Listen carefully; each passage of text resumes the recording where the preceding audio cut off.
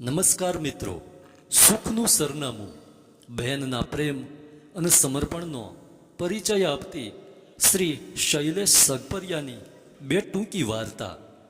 દરેકને પોતાની બહેન યાદ આવી જશે. વાર્તા દ્વારા દરેક ભાઈને બહેનના પ્રેમ અને સમર્પણનો પરિચય કરાવે છે. ઉનાળાની બળબળતી બપોરે એક ઠંડા પીણાવાળાની દુકાન પર ભીડ જામી હતી. તાપથી રાહત મેળવવા માટે બધા પોતાના મનપસંદ ઠંડા પીણા પીવાની મોજ માણી રહ્યા હતા. એક ફાટેલા તૂટેલા કપડાં પહેરેલી અને વિખરાયેલા વાળવાળી છોકરી જાત જાતના પીણા પી રહેલા આ લોકોને ટીકી ટીકીને જોયા કરતી હતી. એક ભાઈનું આ છોકરી ઉપર ધ્યાન પડ્યું. એ દૂર ઊભી હતી એટલે પેલા ભાઈએ એને નજીક બોલાવી, પણ છોકરી ત્યાં આવવામાં સંકોચ અનુભવતી હતી. કદાચ એના ગંદા અને ફાટેલા કપડાં એને ત્યાં ઊભેલા સજ્જન માણસો પાસે જતા અટકાવતા હશે. તેમ છતાં થોડી હિંમત કરીને એ નજીક આવી. પેલા ભાઈએ પૂછ્યું, તારે લસ્સી પીવી છે? છોકરી હા બોલી. એ સાથે એનું મોઢું પણ ભીનું ભીનું થઈ ગયું. પેલા ભાઈએ પણ આ ગરીબ છોકરીને ખુશ કરવાનો સંકલ્પ કર્યો અને એણે એ છોકરી માટે ડ્રાય ફ્રૂટ સ્પેશિયલ લસ્સીનો ઓર્ડર આપ્યો. લસ્સીનો ગ્લાસ છોકરીના હાથમાં આવ્યો અને એ તો આંખો ફાડીને ગ્લાસમાં લસ્સીની ઉપર રહેલા કાજુ બદામને જોઈ રહી.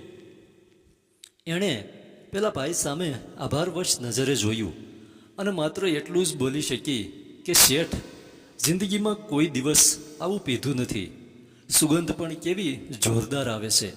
આટલું બોલીને એણે લસ્સીનો ગ્લાસ પોતાના મોઢા તરફ આગળ કર્યો. હજી તો ગ્લાસ હોઠને સ્પર્શે એ પહેલાં એણે પાછો લઈ લીધો. ગ્લાસ દુકાનવાળા ભાઈને પાછો આપીને એ છોકરી બોલી, ભાઈ, મને આ લસ્સી પ્લાસ્ટિકની કોથળીમાં પેક કરી આપો ને. દુકાન પર ઘરાકી ખૂબ હતી, તેથી આ ભિખારણ જેવી છોકરીની વાતથી દુકાનદારને છોકરી પર થોડો ગુસ્સો આવ્યો. છોકરીને તતડાવીને કહ્યું, છાની માની ઊભી ઊભી પી લે. અહીંયા લસ્સીનું પેકિંગ કરાવીને તારે શું કરવું છે? છોકરીએ ભરાયેલા અવાજે દુકાનવાળાને કહ્યું, ભાઈ, તમારી આ લસ્સી કેવી સરસ છે. ઘરે મારો નાનો ભાઈ છે, એને આવી લસ્સી કેદી પીવા મળશે? મારે લસ્સી નથી પીવી, મારે મારા પહેલા માટે લઈ જવી છે. મને પેકિંગ કરી આપો ને ભાઈ. છોકરીના આટલા શબ્દોએ ત્યાં ઊભેલા દરેક પુરુષની આંખના ખૂણા ભીના કરી દીધા, કારણ કે બધાને પોતાની બહેન યાદ આવી ગઈ. નંબર 2, આ કોઈ કાલ્પનિક વાર્તા નથી. ગોંડલમાં બનેલી આ એક સત્ય ઘટના છે.